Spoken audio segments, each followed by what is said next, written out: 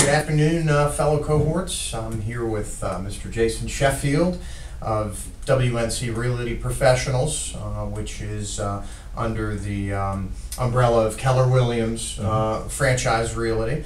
Welcome, Jason. Thanks for taking the time. Thanks for having me here. Yeah, sit down with me. And Jason's got a pretty diverse background. He's been an entrepreneur most of his career, and he's been in a number of different businesses. So really just to get kind of a little bit of background, what can you tell us a little bit about yourself, just in general? Where are you from originally, and how'd you get to beautiful Western North Carolina? Well, let's see. I was born in Texas, in Dallas, and lived in Houston, Texas for about 11 years. I married my wife in 1983, and we moved to Houston in 1985, and then lived in Houston till 1996. I was in the vending equipment business and also had a coffee service and a vending business. So we sold the machines, we serviced the machines, and delivered the machines, but we also had a company where we operated, and we would go by and fill them and take the money and do all of that. So 1996, I moved my family here to Asheville. A friend of mine told me about Asheville, and we were ready to make the move and get out of the big city. So it's been a good move for us, and I got my real estate license in '98 when we moved, or shortly after we moved, and I was working in the IT field for I would say about 8 years, and then I joined Keller Williams in 2005. Oh, okay. And being in the vending industry in Texas, and really as they say, being your own boss has its advantages. I know there's a lot of hard work and sweat equity that you put into the business, but what would you say was the most rewarding part about having your own business, and maybe the most challenging as well? I'd say from the reward standpoint, really building something that that you could call your own. We started out with just one person, and when I left that business, there were 5 people who had jobs there that were full-time employees. So being able to have a good work environment for your employees, and really being able to kind of do the things that make them more productive without doing some of the things that sometimes companies do that are really not the best from the employee standpoint. We really try to focus on working and creating the best environment for the employee, instead of the other way around. Most times employers want the best environment for the employer, for the company. And what we felt, and we still believe, that if you take care of your people, they're going to do the best job for you. So from a reward standpoint, that was it. From a challenge standpoint, really just getting the work done at the high standard. We had a very high levels of standards of services that we expected to deliver on. So it was a challenge making sure that we did that. But all very good. Yeah. Enjoyed it. Yeah, and now you're in real estate. You've been in real estate for the better part of it, over a decade, and obviously you've seen some ups and downs in that business. So again, entrepreneurial spirit. You open your own company, and I actually have done business with you, so I know your standards. And one of the things we are talking about in the entrepreneurial program is how you build a world-class company, and how you have to switch gears between being the technician that works, being the manager that oversees things, and then really trying to step back and be the entrepreneur and kind of put the creative hat on. So I'm sure you find that switching gears is something you probably do many times throughout the day. I would think it is. The day starts with a number of duties in the real estate business. As in any business, we believe that it's a service business. We believe that you have to be better than your competition. You've got to look for ways to bring value to your customers. We spend a lot of time making sure that we understand what our customers need and that we're constantly monitoring what they need and how we can adapt to be our best for them. But in terms of switching the gears, you start out, you're by yourself, you're doing everything yourself. And one of the things that we do at Keller Williams is that we do behavior profiling on all of the people that work there. And what this allows us to do is understand where people's strengths and weaknesses are. Sure. And what it allows us to do is also understand where our strengths and weaknesses are. And what they have trained us and they coach and guide us to do is that when we reach a point where we start adding people resources into the organization, that we look for those people that are going to complement in the areas where maybe we're not so strong.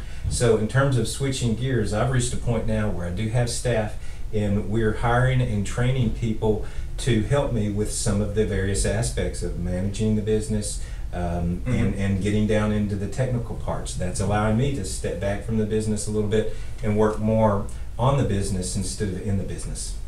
And that's fascinating that you said that, because one of the books that we're reading actually talks about working on the business, not in the business. And everyone thinks, well, if I work, if I'm the technician, if I'm the, if I'm baking the cakes that I'm selling, or if I'm working on the cars that I'm fixing, that the entrepreneur can actually get bogged down in the technician role, and actually working on your business, as you say, where you can step back.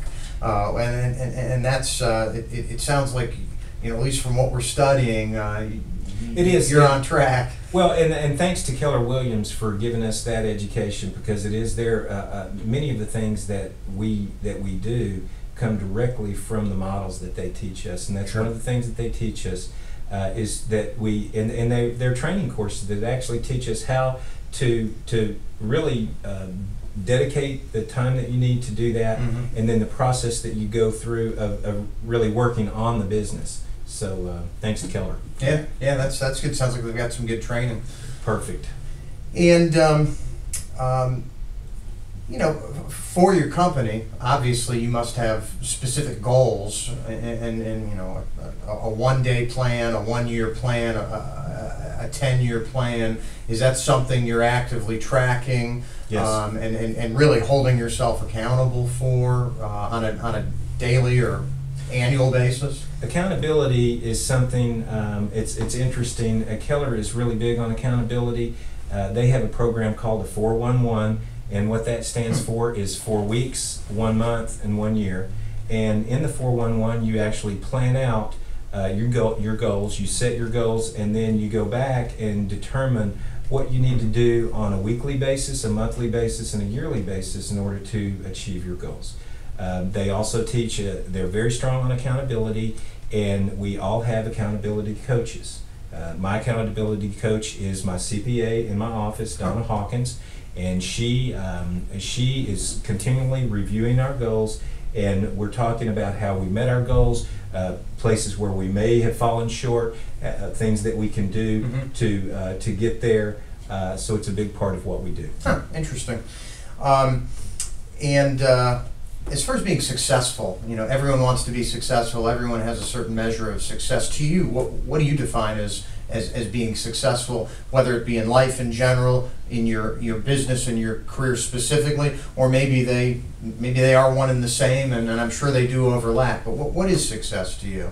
To me, I see success as really is helping people, finding people who need help, and then using your skills and ability to help them with their situations in their business. In my case, it's situations in their real estate. Sure. But in my personal life as well.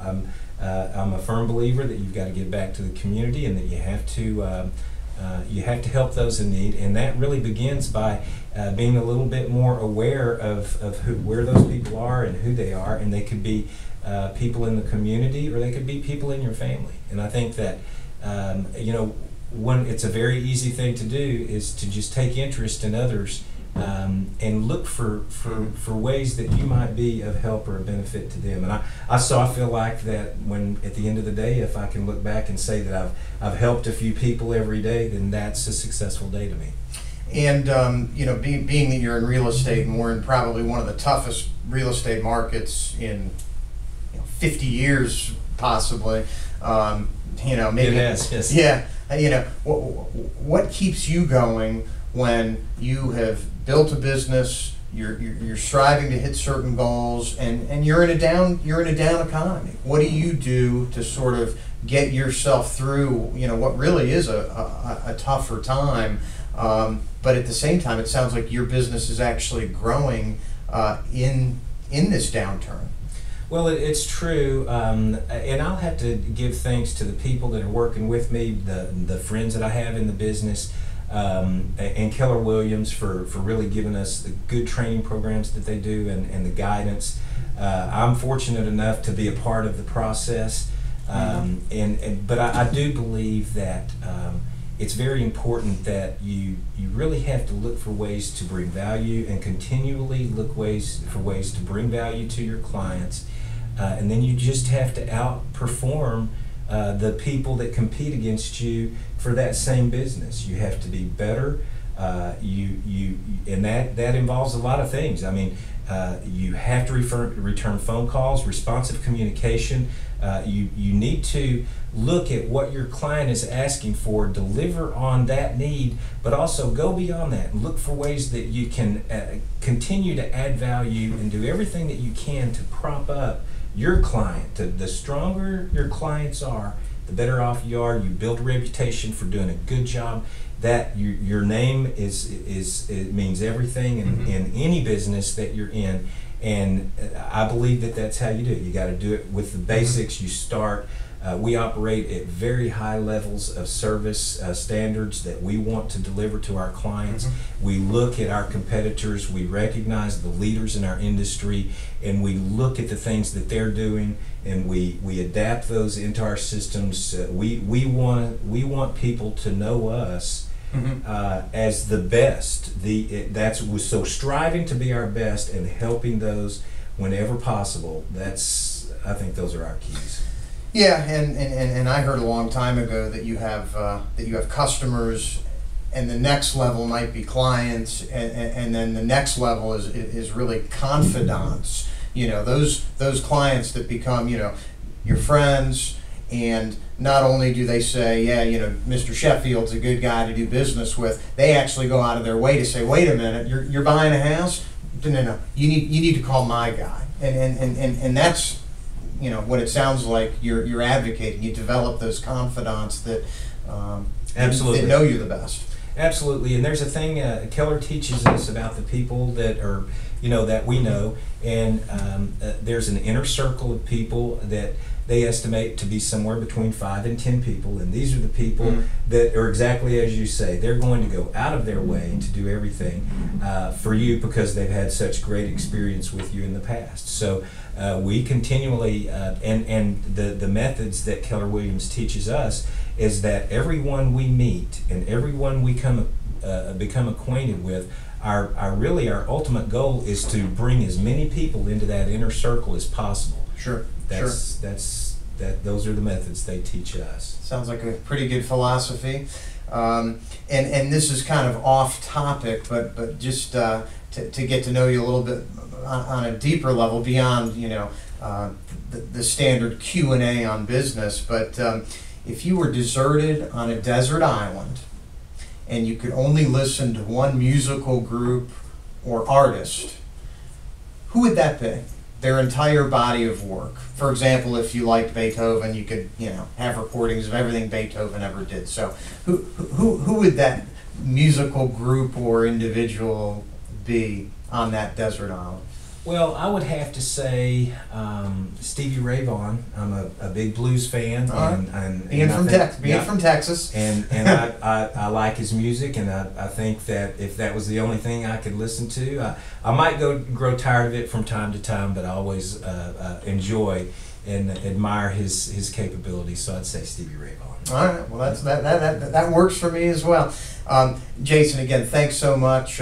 For everyone out there, Jason Sheffield, WNC Realty Professionals with Keller Williams in Asheville. So if you need any tips on real estate, this is the guy to get in touch with. You can Google search him and he'll show up. So thanks again so much, Jason, and we'll see you back in the virtual classroom. All right. Thanks. Thank you, Bob.